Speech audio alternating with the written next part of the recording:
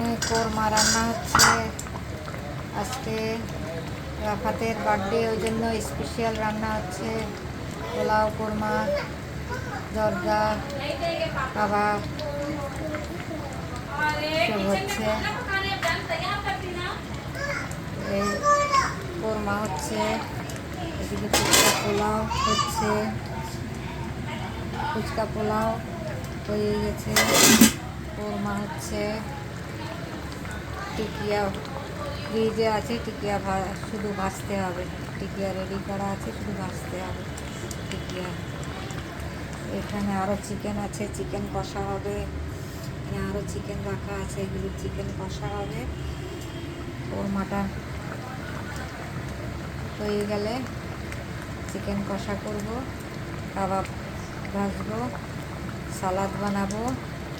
আর এদিকে ফুচকা পোলাও তো হয়েই গেছে, ফুচকা সাদা পোলাও আসছে। আর এদিকে ক্ষীর করা হয়েছে।